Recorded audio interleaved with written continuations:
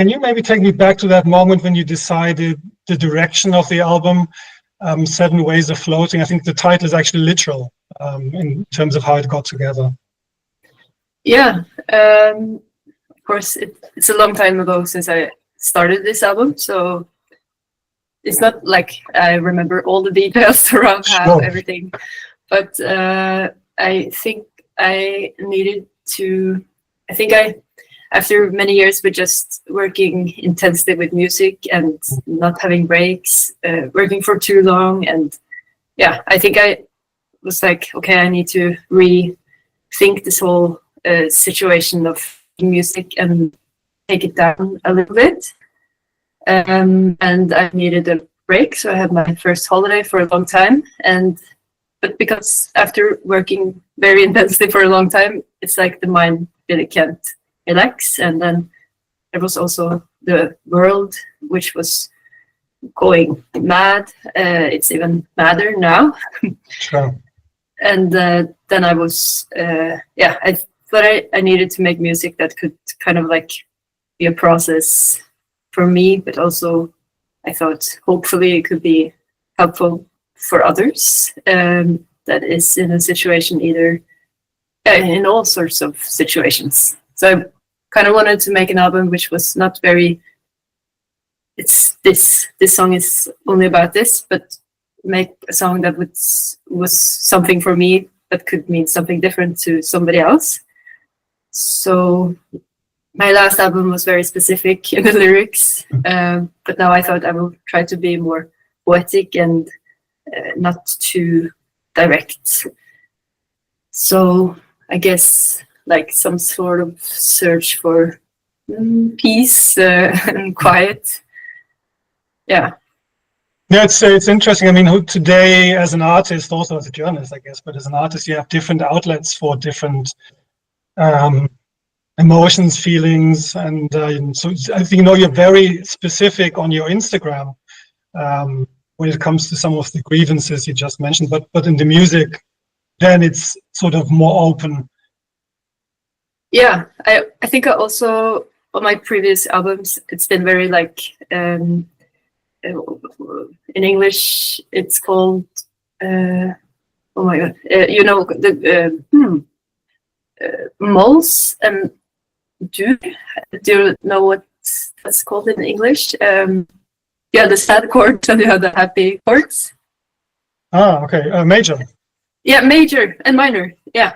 Yeah. And then I think my previous albums have been minors, and I've been listening to a lot of minor music with minor chords. But now I think I kind of needed some serotonin, dopamine, and I suddenly listened more to music with major chords, and I needed something less dark. So I also made a less dark album with more major chords. Yeah. And also just wanted to try something new, keeping my program drums instead of having a real drummer. Yeah, many different things I did differently. Although there have been very sad songs written in major keys, so yeah, that's true, and I guess it's not like a very light album either, but just lighter. Yeah.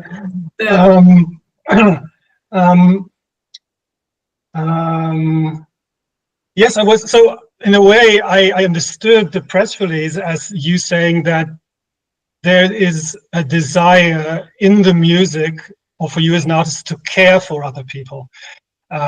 Sort of. I think there's this quote. I'm not sure if it's the same in the English one, but in the German press release, it kind of says, "Before putting on your oxygen mask, maybe think about putting on the oxygen mask of people who depend on you or cannot put it on themselves." Yeah, I feel like maybe in the Western society, it's been such a focus like the last, 5 years on, okay, I need to think about myself now. And all these, this put your oxygen mask on your first self. And and before I help others, I just need to like find peace on my own, and maybe now I feel like it's been taking so much over that maybe it seems like the collective spirit has weakened a little bit, and that maybe going too much into your own mind can actually be doing the opposite than what you want. Yeah. Maybe you will dig too far, and actually sometimes the answers is outside yourself, and just caring for others or being with others. And yeah, maybe we have been, or a lot of people, I don't know if I can say everyone, but maybe it's been a little bit self-absorbed, this society. Yeah. I also did an interview with an artist, and she wrote that she has always shared her studio space with others, if only for not just for the creative purposes, but also just to have someone you can talk to if you face difficulties. Yeah. So there is definitely this need for it. Yeah. I also, especially probably after the pandemic. Yeah. Yeah. Maybe just out of curiosity, I was wondering why you think your previous songs maybe didn't do this, because I think I know it's like your work is very personal. It's also very often written from the I perspective, but I think because it's so personal. For example, for me, there are songs in your work which do make my world better. Like Poison, that's a great, it's very, very sad and very personal, but it'll maybe because I recognize sort of a certain sentiment in it, then it helps me too. Yeah, that's great. And I have been wanting before also to make something that could help somebody else with something, but maybe not always as conscious. Sometimes conscious, sometimes not. But now I was very totally conscious about it. Yeah, and maybe that. Just that maybe that was because I have received some messages. Feels like I'm bragging, but I have received some messages where people write what you said now, and I was like, oh my god, that's like a dream. I will try even harder to do that. And I don't even know if it works when you try, but let's see. Yeah. So also one thing I had to think of is that in one of the early interviews we did, you said that when you were starting out with songwriting yourself, you were just singing, and you mentioned singing Sex Bomb under the shower. So sometimes even a not very deep song can make your life a little bit better. So it's not just like these high ambitions that sometimes. Yeah, that's true. Yeah, because Sex Bomb was probably not written to make someone feel better. No, that's actually a very egotistical song, I guess, in a way. But so maybe just very briefly about the album sounds. I find it sounds recognizably like you, but it definitely has a different sound as well. You mentioned the Fugees and the soundtrack to Fight Club. Why do you think you went back to the 90s? That's really interesting to me. I think I went to many places, many periods of music. I've actually never had this much inspiration before. Sometimes I haven't had any consciously, but just unconsciously. But this time I was just because I took a lot of time and I listened to a lot of music, and I just became obsessed with these playlists where I had one for inspiration for mixing, one for inspiration for production, one for guitar sound, one for bass. So I think the inspiration comes from totally different genres, totally different type of music and eras, and and I think maybe the Fugees might have been because it's very not like my music, and because I wanted to try something new. I guess that was the way to go. But that was for one song, and for maybe a few or elements in one song, and then maybe in another one you can find inspiration in each element from many places. Yeah. Was the Fight Club thing, did that come from the movie? Because the movie, I saw the movie and I noticed the soundtrack, which was very drum based, and I really liked the drums. Yeah. So I had this in my inspirational lists, and thought that was kind of like the vibe I wanted on some songs for drums. But I didn't go there completely. I think so now with a new album I'm actually still using them for inspiration, because I didn't get like finished with it, because it's really great. Now the movie also, I mean, thematically is also very contemporary, I think, and it's only getting more relevant in a way. Yeah, it's very cool. And I think interestingly, when you listen to the soundtrack without the images, I don't think it sounds nearly as good as in the movie. True. So kind of needs somehow there's a narrative quality which I find interesting. Yeah. So so tell me, let's talk a bit about the studio maybe, because you've just moved. Have you moved completely now? Yes, for now. So you could start making music in this space now? Yes. Yes, I have started making music, but not like really the real recording, and the mixing is not probably, the room is not like prepared for it yet, because the sound plates I put up, it's not actually put up where they should be, because I haven't like measured the room. There was so many holes in the wall. I actually just put them temporary there, but it's going to be very pro in the end. This was a sauna or something before you moved in? The room next to mine, which to go to the sauna you have to go through my room, but someone is having their stuff in there. A person I don't know, who is here twice per year. Okay. But this person will move out eventually, and I thought, yeah, maybe sauna could be, because I don't know sauna so much. So I thought maybe a drum room eventually, so I can also record drums and maybe learn how to play drums. And why did you go to this place? I mean, is it because of the space? Is it because of the sound qualities you have there, or is it just to maybe separate life and music more? This space is quite cheap, and it's 3 minutes from where I live. Oh wow! So that's why I'm here. Yeah, and it's really good, because there's also like an old. There used to be a toilet inside a room inside my room, so there I can record some vocals, and so it's quite perfect. Yeah, I heard quite a few good famous vocals were recorded in toilets, so yeah, they tend to have a good audio quality. Yeah, nice.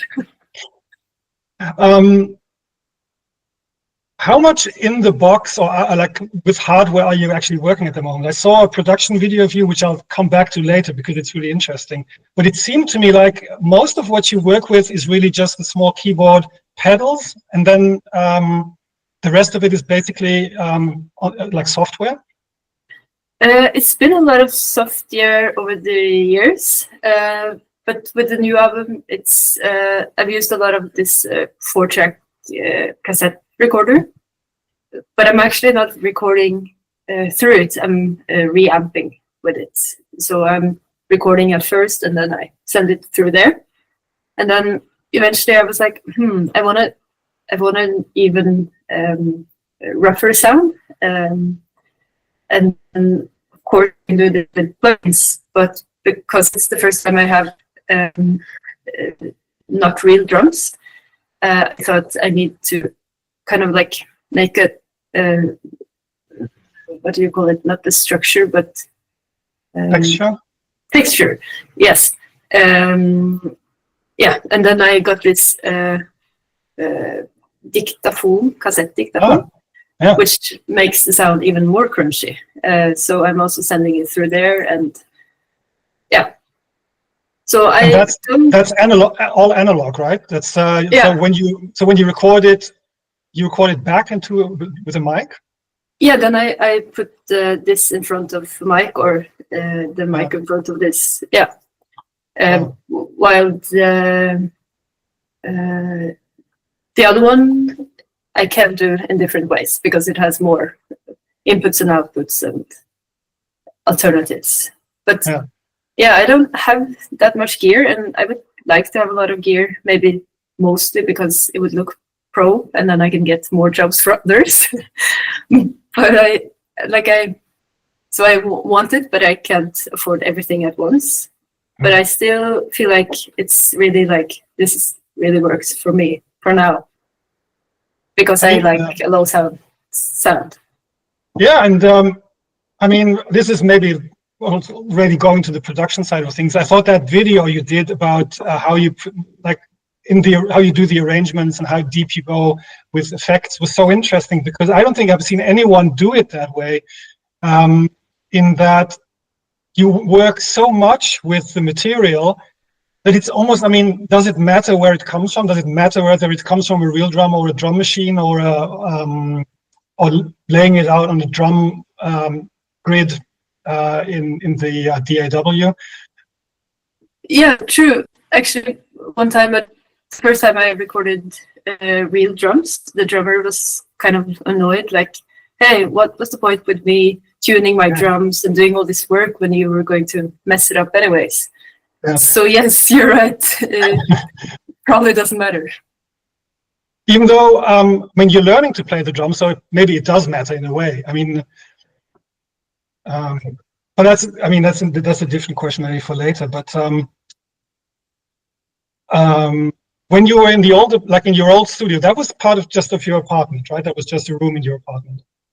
No, I've been to actually many different studios, but the last one, which were for a longer time, it was also rented, and I shared it with the person that plays drums with me live. So she was there in the evenings, and I was there in the daytime. Okay. So it's actually been many years since I was working from home. Okay. Yeah. And so the vocals, you had a booth for those, like in the past? Yes, this purple thing I've had for many years since I actually recorded at home. I've had this with me. So then you are looking for for the vocals, at least, for somewhat a cleaner material which you can then totally rework. Yes, so I like to have the recording good and clean, and then I can go in different directions. But I think the vocals on this album was quite clean, not so messy. Yeah. Yeah. I also noticed, one thing I really noticed about all of your production, which is even though the albums are different, one thing I noticed that the guitars, if there's guitar on track, it tends to be almost clean, entirely clean. The guitar? Well, it sounds like a guitar. You can recognize it's like a strummed guitar. Yeah. Do you mean on this album? I think I was thinking of the one no, but there's one or two tracks. But I think I was thinking of the album before. There was one or two tracks where I really thought, okay, you can really hear the guitar as a guitar. Okay, because I felt like the guitars, they are always very drenched in effects. But yes, maybe there is also often a clean guitar. I've actually been looking for a vinyl, not vinyl, but nylon string guitar, because I sometimes like to get the strumming, even though just for the texture, and then I can have another guitar for sound, and yeah, if I need to have something exciting. But I've been very into the strumming thing. Yeah. Is the guitar your first instrument you learned? Yes. Yeah. but I'm not technically any good at any instrument because I'm not like a person who likes to rehearse and practice a lot. I like things that I can be good at fast. So, which is not something where there's not something I'm very, very good at. I just can do many things a little bit. Yeah, I mean, when you come to an instrument late, I mean, it's very hard to catch up to someone who's played it like when they was 3. Yeah. So I guess you look for things where you can actually excel. I mean, there's exceptions like Chris Rea. I think he learned the guitar at 17. Yeah. And then he turned into a really, really great guitarist, but it's rare. Yeah. Yeah, it's hard. It's like, you need to rehearse, but there are so many other things I should also rehearse. So, yeah, I have to, choose. Yeah. I was thinking the guitar because there's this cover you did of No Doubt's Just a Girl, and that's almost only guitar. So I think if you can do that, then maybe closer to the guitar, maybe other instruments. But actually, at that time, I was working with a guitarist, so I didn't play that one. But I played the guitar on my 3 last albums, but or more. I can't remember. But in the start I didn't dare to because I was like, I need to focus on the singing because this is also scary. And Okay. So what else do you have in terms of hardware? Because the software part you've covered in the video. What else do you like? Do you have a few keyboards you could pick from? Do you use any drum machines?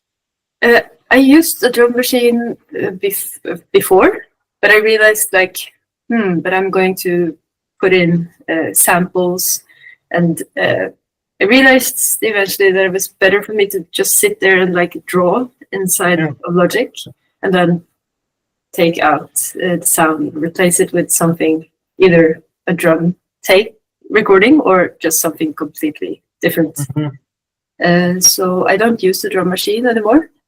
But I actually was quite, I don't know if this is interesting, but there was this old orchestra leader in Norway who gave away all his gear because he was old. And I got this Proteus orchestral, it's like a sound module, old. And suddenly inside of this, I have 190 presets, which is sounds that I have on the DX7, sounds from Logic, which I like, but I didn't dare to use because they're so artificial. And now suddenly I have this sound module, which sounds like a real orchestra. It sounds amazing.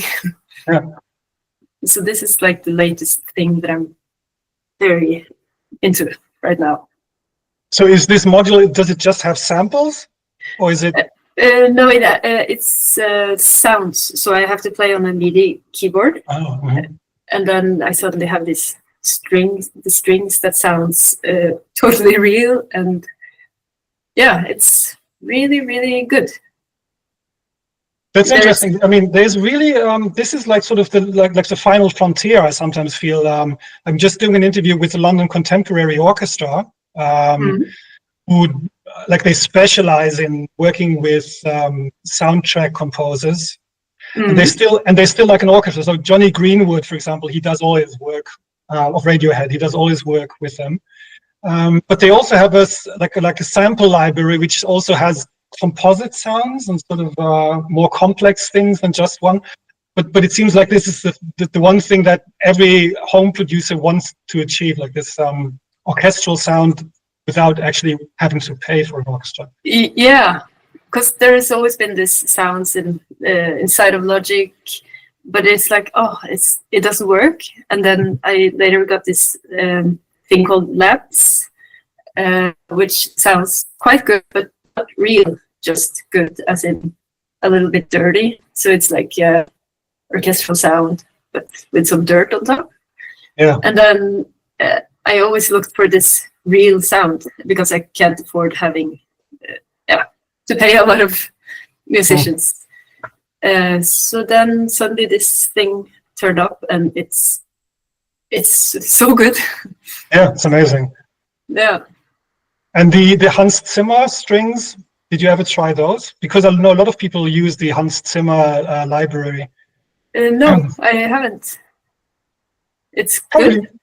I think it's super good, but it's just probably a bit too glossy, I guess, Yeah. for your purposes. That could be. Yeah. In terms of the drumming, like the way you work with them, are there any examples? There was one producer I had to think of, which is Jack Antonoff, because I think he works in a similar way. He's also pretty good at drumming, and sometimes he'll record drums, but I think a lot of the stuff he does is similar to what you do. Okay. Yeah, I do. Each song on the new album, it's a little bit like different approach to how, except the drawing is always how I do it. But like sometimes as I said, I put in some samples either from the real drum kit from my previous album, or maybe it could be like a scratching from. The sofa has a nice sound when I scratch it. Okay, I'll record it, and things like that. But when I used this dictaphone cassette, then I could also just keep some sounds that was built into Logic, because it wouldn't sound like that eventually after it was processed. Yeah. But of course, it's hard to use the cassette things because it takes the drums time. So when everything is recorded and suddenly the drums are not following the tempo of the song anymore, I had to stretch, move, cut, and yeah, it's a little bit. There's probably an easier way. Yeah, maybe, but yeah, I mean that could be said about a lot of what, like your production process. There's probably an easier way, and you could probably aim for something lower. But I think it seems to me like that's what makes it interesting to you. Yeah, and I guess that also makes it a little crooked, a little unperfect, and people also say that I don't work on grid. I don't know what that means. But that's probably how the songs can still be a little wrong, even though a lot of things is made in the computer. Yeah. Yeah. I actually have a theory, but you can tell me if I'm right. I think most people, when they arrange in the grid in a studio or working space on the computer, I think they think vertically. So from top to bottom. So they arrange different elements playing at the same time, and then they just shift them around. And it seems to me like you think more vertically. Like, you know, these arrangements are not super dense, but each element you can hear each element, but each element in itself has a lot of complexity and like emotional content. And I noticed that when after like the first verse and chorus, then you come to the second one, it's never identical. There's always little things which are different, so it's more moving in time. Yeah, like I work this way. Yeah. You thought, many people work the other way. Yeah, that's my theory, because I'm listening to your music. It seems like there's never a moment, like never a bar almost of music which is exactly identical to what was before. That's very good to hear. I never actually thought about this, but I hope you're right, because that sounds good. Yeah. Do you? I mean, I suppose you're not live recording them, right? I mean, the arrangements are like finished, and then you sculpt them, right? Yeah, I make one recording and then I move on to the next. Yeah. Yes. How important is the take? Like, if you take vocals, how much important is the take compared to the effect processing? I think with everything else than vocals, I think the take is not so important, because what often happens is that I have a plan to record it properly later, but I make a draft and I just quickly have to put something down. But then later I'm like, this sounds good. And it's why am I re-recording? And then I might even try, but then it's like, oh, I can't recreate what I did in the draft. So the draft often stays on the recording on the album. But with the vocals, I feel like sometimes I need to later maybe do this sentence all over again because maybe I sounded whiny, or it might have sounded too harsh when I was going to, oh, but this sentence means this. I can't sing it in that way. So maybe the vocals I have to do a little bit more with. I work longer with them. But I feel like the after processing is taking way more time and effort than the recordings, yeah. And when you write the song, do you think you have an idea of what it will sound like the end result? When I start out with the music, I think yes, I do, or at least like the feeling or vibe, emotion of the song. Yeah, because it's all about, I guess, the lyrics. So if the lyrics is about this, then maybe this vibe should be there. But also then sometimes I have an idea like, oh, this song is very emotional, so maybe it should have like the opposite in arrangements. Maybe the arrangements should not amplify that. Maybe it should do the opposite. And then maybe I have an idea that this song should be like, not in this genre, but maybe like have that you can kind of hear some this genre in it. Yeah. That idea could be, yeah. I was thinking about this because you said there was this one drummer who said, why even bother to record real drums when you end up changing them so much? But it seems like maybe you and he are just listening to different things there. You know, it's like you have a very clear idea about the song, but the song is defined maybe by the sound, and he's thinking like the rhythm and like am I in the pocket? Am I like putting down the groove? But maybe it's almost like you're looking at it from a different perspective. Yeah, true. I think because I probably should have told him in advance what the idea was, and I knew that if I was going to have drums and all these instruments, then I knew I couldn't have this clean sound, because then it would end up sounding like this genre or this style. But yeah, I should probably have communicated this better before he tuned his drums, and yeah. It wasn't intended as a criticism. It's just that I was thinking the way you write seems to be about finding the right tone and the right sound, rather than the arrangement, where to put, am I going to do an intro? Am I going to do this in a reggae style or maybe more dance style? It seems to be about something different. Yeah, the sound, it has always been the most important element. I think that's the only like red thread that you have during all the albums, is that I always knew what sound I wanted. I was chasing the sound of a draft when I started out, and I was like, how can I make this sound like my drafts? I need to re-record them, but how can I do this but in a good way? So that was like what I was trying to find out in the start before I started to produce and mix, and yeah. So production means making something bigger without actually making it bigger, like keeping it small, like the essence intact. Yeah, it's about so many things, but yeah, just like a song without sound design or sound production, then a song could be this. It could be like maybe even commercial pop, or it could be this. It could be so many other things than what it can turn out to be if it's produced and sound designed in a specific way.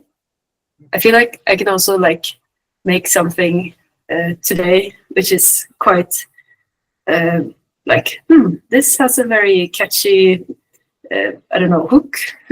Yeah. And before I would be so scared of that, but I realized that because I hide it under something, if I really like pack it into this really raw sound, then I am allowed to, even though I don't want to go in that direction. So there's one song on the new album, which is actually like a love song, which I usually don't do. And it's quite, I'm singing very like, not cheesy, not, but yeah, not in my own normal way of singing. And I felt like, oh my God, I'm like, what am I doing? Can I do this under this artist name? But then I just really I crunched it up with this cassette thing. And I thought like, okay, now I'm allowed because it's very dirty now. It wouldn't be on the radio on rotation. So yeah. Which song is that? Into the Unknown. Oh, that's funny. I was going to talk to you about that one. Yeah. Yeah. Because that one has this. Well, I guess it's sort of anthemic with the synthesizers. I don't know if it's actually synth or soft, but it really builds into a bigger sort of an anthemic emotional release. Mm-hmm.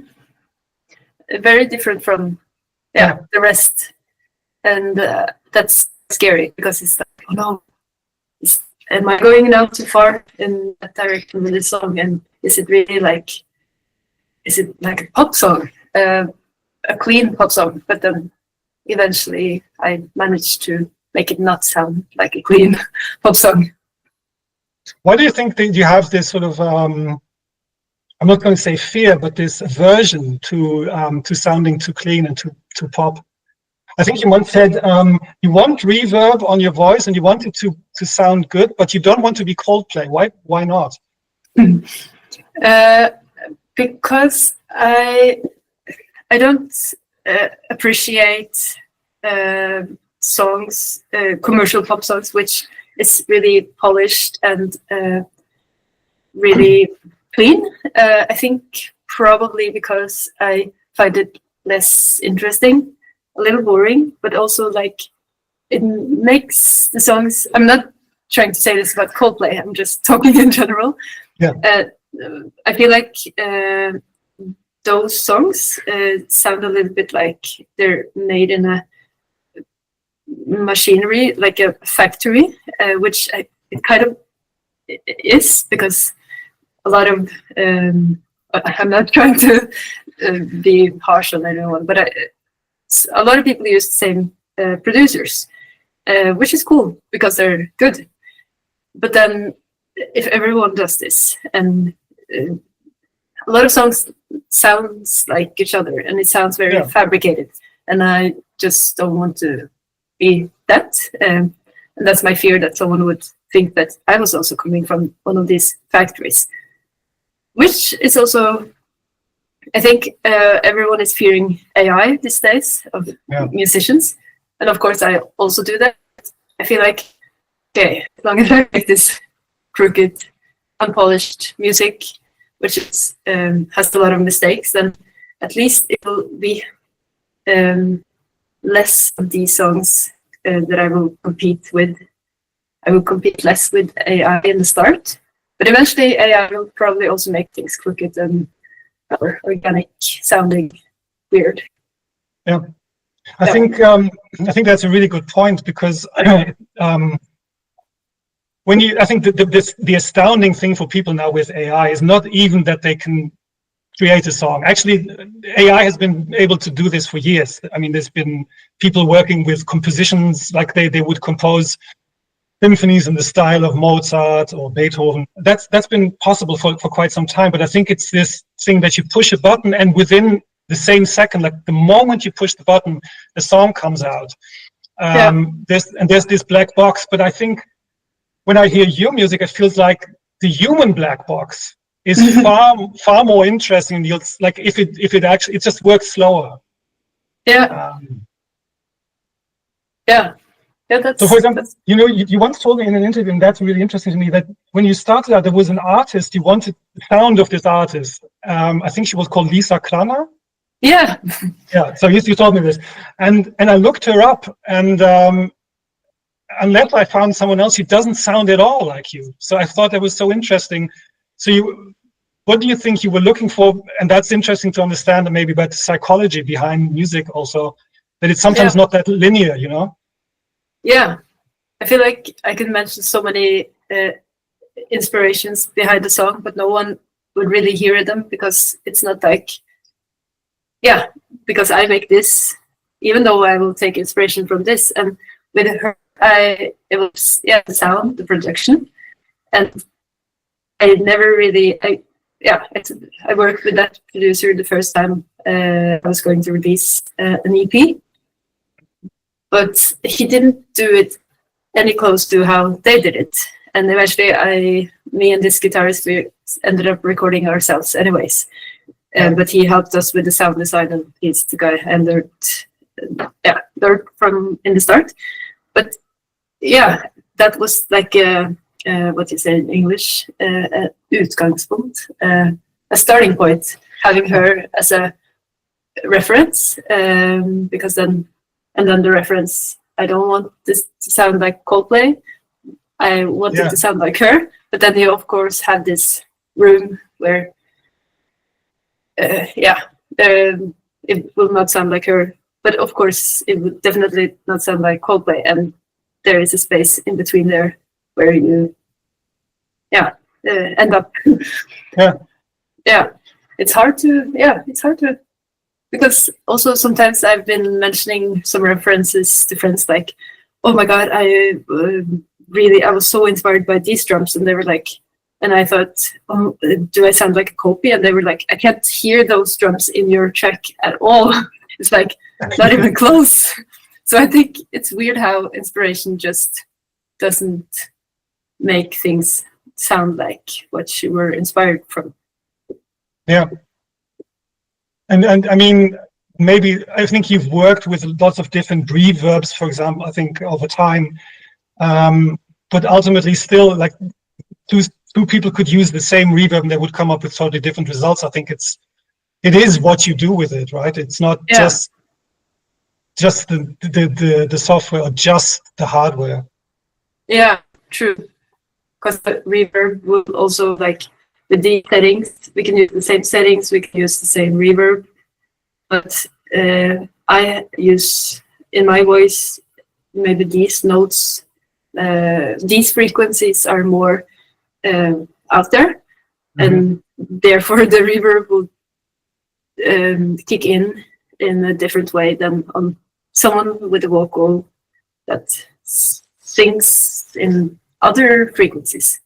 Yeah. Like, I'm also mixing for somebody else now, and she has a very different vocal than me.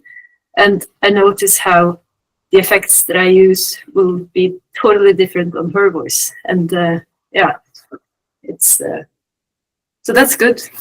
Yeah. Yeah. So we're almost done with time. I maybe have two questions. One is, because that would be a topic onto itself almost. Maybe we could do that some other time. But I'm really curious about like this idea in singing about the difference between the singing voice and the speaking voice.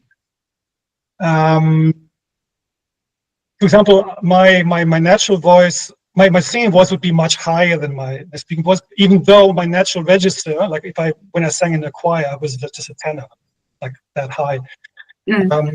But what I find interesting is that in some of your pieces, it seems like you come close to the speaking voice. It's not that, like, and that's also different with Coldplay and much of the big pop songs, is that it's not like huge projection to suggest huge emotions. With you, it's closer to the speaking voice. And then I thought, okay, maybe that's actually quite logical, because what is more emotional than someone speaking to you and expressing emotions with the speaking voice? Just curious, is that something you reflect on consciously? It's interesting. I haven't thought about this, actually. I think this might come from when maybe I mentioned this before, but I've been trying sometimes. I'm like, oh, I need to sound like a little bit like tougher or cooler, and then I've been doing this, trying to sound like something I'm not, and then I've been getting some feedback, and like this just doesn't work, and I realized that maybe I should just do like the natural things. Yeah. But of course, I can also sing higher sometimes and lower sometimes and closer to the speaking voice. But I'm trying not to like put on some or what did I say? Like I'm trying to not make it too unnatural, just because it obviously doesn't fit my vocals. Yeah.